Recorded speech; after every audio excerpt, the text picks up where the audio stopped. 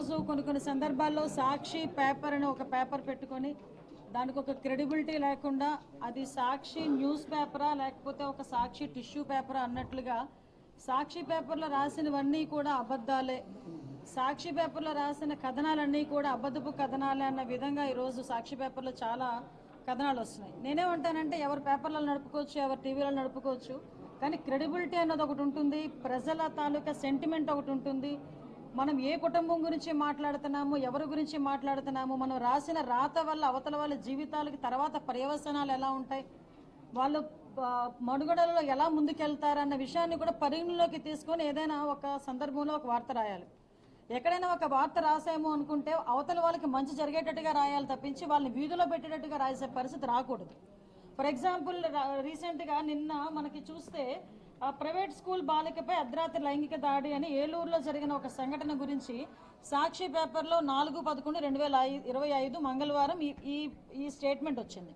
అంటే private school బాలికపై అర్ధరాత్రి లైంగిక దాడి, బలవంతంగా మద్యం తాగించి మరీ కిరాతకం, ఏలూరులో దారుణం, ఓ వీధిలో అపస్మారక స్థితిలో పడి ఉన్న బాలిక, స్థానికుల సమాచారంతో జీజీహెచ్కి తరలించిన పోలీసులు, లైంగిక దాడి జరిగినట్టుగా వైద్యుల అనుమానం. ఇది ఓకే, ఇది అయిపోయింది. ఇది అయిపోయిన తర్వాత అది దానికి కంటిన్యూషన్గా అదే రోజు మద్యం తాగించి కిరాతకం అని చెప్పి మళ్ళీ ఇంకొక ఆర్టికల్ కూడా అదే రోజు రాశారు.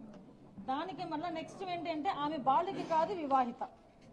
ఓకే, ఆమె బాలిక కాదు వివాహిత, మద్యం తాగి ఫిట్స్ వచ్చి అపస్మారక స్థితిలో వెళ్ళింది, ఏలూరు డీఎస్పీ శ్రావణ్ కుమార్ వెల్లడి.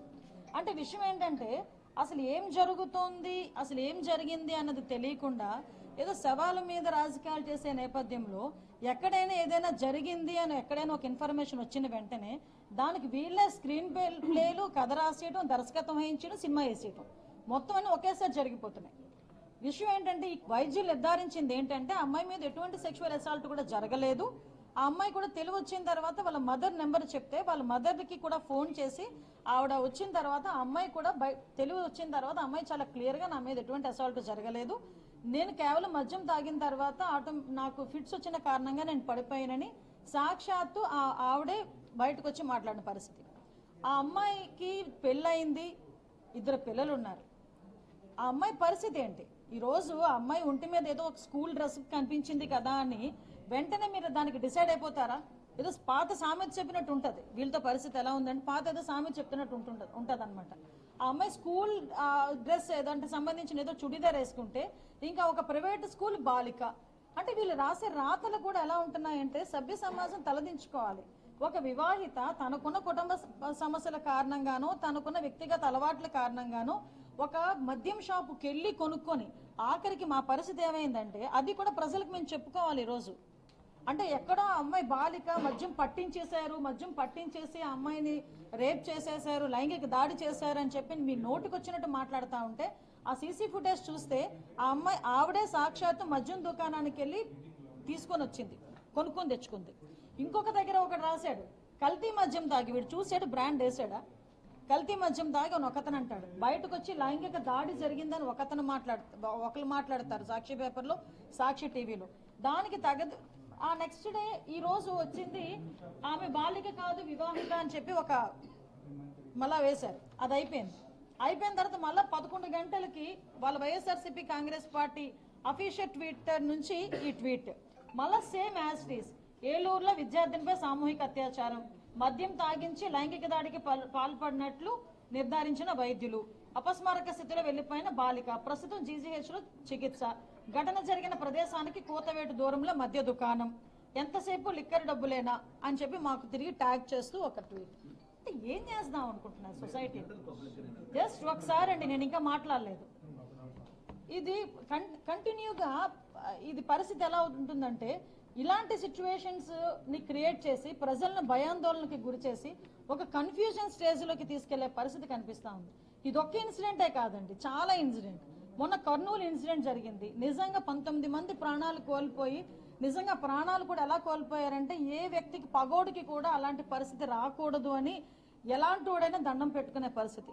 అటువంటి కర్నూలు బస్ ఇన్సిడెంట్ జరిగిన తర్వాత ఇమీడియట్ గా మేమందరం అక్కడికి వెళ్ళి సహాయక చర్యల్లో పాల్గొని అందరూ వాళ్ళకి ఈవెన్ 24 hours to 48 hours లో వాళ్ళ భౌతిక దేహాలని కూడా కాయలు కూడా వాళ్ళకి అందరికీ కూడా అప్పచెప్పి అది చనిపోయిన తర్వాత ఆ బాడీస్ని కూడా వాళ్ళ రిలేటివ్స్కి అప్పచెప్పి అంత క్లియర్గా మేము చేస్తే బైక్ కార్ ఎవరైతే ఉన్నాడో అతని మద్యం అన్నది నకిలీ మద్యం తాగి అక్కడికి వచ్చి చనిపోయాడని ప్రచారాలు చేయడమే కాకుండా వాళ్ళ అధికార ప్రతినిధులు కూడా బయటకు వచ్చి ప్రెస్సుల్లో మాట్లాడే పరిస్థితి కనిపిస్తూ ఉంది. ఇవన్నీ పక్కన పెట్టుకుంటే రీసెంట్గా మీ అందరికీ తెలుసు, ఎర్రవారిపాలెం మండలంలో ఒక బాలిక మీద అత్యాచారం జరగకపోయినా అత్యాచారం జరిగింది అని చెప్పేసి వాళ్ళు రాసే సందర్భం.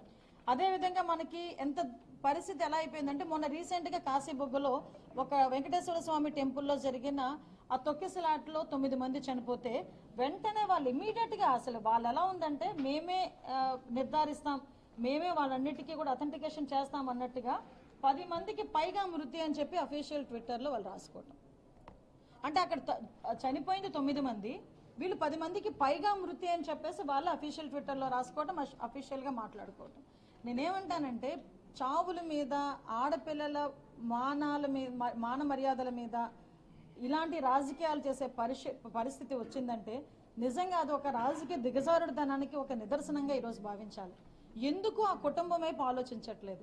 ఈరోజు ఏలూరులో జరిగిన సంఘటన ఒక ఎగ్జాంపుల్గా తీసుకుంటే, ఇందాక నేను మన మనోహర్ గారు మేము ఇద్దరు మాట్లాడుకుంటుంటే నిజంగా ఆ అమ్మాయి కన్సర్న్ ఎందుకు ఆలోచించలేదు? ఆ అమ్మాయి ఏ కుటుంబ కలహాల వల్ల ఆ అమ్మాయి పరిస్థితి వచ్చిందో, ఆ అమ్మాయి వ్యక్తిగత కారణాల వల్ల ఏం పరిస్థితి వచ్చిందో తర్వాత పక్కన పెడితే, ఆ అమ్మాయిని తీసుకొచ్చి ఆ అమ్మాయి మీద లైంగిక దాడి జరిగింది అని మాట్లాడితే ఆ కుటుంబ సభ్యులు ఏ రకంగా అమ్మాయిని యాక్సెప్ట్ చేసే పరిస్థితులు కనిపిస్తూ ఉంటాయి. కొంతమంది యాక్సెప్ట్ చేస్తారు, కొంతమంది యాక్సెప్ట్ చేయకపోవచ్చు. ఆ అమ్మాయి జీవితంతో ఎందుకు ఆడుకుంటున్నారు? ఆ అమ్మాయి 2 పిల్లల తల్లి. నీకు ఏదైనా నిర్ధారించుకున్న తర్వాత ఒక విషయం మాట్లాడితే దానికి కూడా మేము కూడా ప్రయారిటైజ్ తీసుకొని దాన్ని ఇమీడియట్గా ఏం చేయాలన్న దాని మీద మేము కూడా వెళ్తాం. మేము చాలా సందర్భాల్లో చెప్పాం, సద్విమర్శలు చేయండి, మంచి విమర్శలు చేయండి. ఆ రోజు నారాసుర రక్త చరిత్ర అన్న దగ్గర నుంచి మొదలు పెట్టుకుంటే పింక్ డైమండ్ అన్నారు, నారాసుర రక్త చరిత్ర అన్నారు, ఇంతమందిని చంపేస్తున్నారు, అంతమందిని చంపేస్తున్నారు అని మాట్లాడుతున్నారు. ఆఖరి కందుకూరు విషయాన్ని కూడా ఆర్థిక లావాదేవీల వల్ల జరిగిన ఇన్సిడెంట్ని కూడా కులాల మధ్య చుచ్చురాపడానికి ట్రై చేశారు. అంటే పరిస్థితి ఎలా ఉందంటే వైఎస్ఆర్సీపీ వాళ్ళ పరిస్థితి, జగన్మోహన్ రెడ్డి పరిస్థితి, సాక్షి పరిస్థితి, ఎక్కడైనా ఏదైనా ఇన్సిడెంట్ జరుగుతుందా లేదా అని ఏదో గోతికాడ నక్క కూర్చునేటట్టుగా కూర్చుంటున్నారు. ఇలా ఏదైనా జరిగింది అన్న వెంటనే దానికి ఏదో అంటారు కదా, అన్ని యాడ్ ఆన్ చేసి వాళ్ళ ప్రెస్లో ముందు వదులుకుంటున్నారు. అంటే ఈ పరిస్థితి ఏంటంటే ప్రజల్ని మభ్యపెట్టే పరిస్థితి వస్తే ఇమీడియట్గా దాని మీద కూడా మేము ఆల్రెడీ మొన్న కర్నూలు ఇన్సిడెంట్ మీద కూడా పోలీస్ కేసు మేము పెట్టాం. ఆఖరికి ఈ ఏదైతే ఏలూరు ఇన్సిడెంట్ మీద కూడా ఇమీడియట్గా దాని మీద పోలీస్ ఎంక్వైరీ వేసి ఎవరైతే ఇలాంటి రాతలు రాస్తున్నారో వాళ్ళందరికీ కూడా నోటీసులు పంపించి వాళ్ళ మీద శాఖాపరమైన చర్యలు తీసుకునడానికి మేము సిద్ధంగా ఉన్నామని మళ్ళీ తెలియజేస్తూ, ఇటువంటి సోషల్ మీడియా వేదికగా జరిగే ఇటువంటి కుట్రలు కుతంత్రాలకి కూడా ప్రజలను నమ్మొద్దు. సాక్షి పేపర్లో జరుగుతున్న ఇటువంటి ఏదైతే ఇవన్నీ వేస్తున్నారు కథనాలని కూడా ప్రచురిస్తున్నారో ఈ ప్రచారాలు నమ్మొద్దు అని చెప్పి ప్రజలను కూడా విన్నవిస్తూ సెలవు తీసుకుంటాం.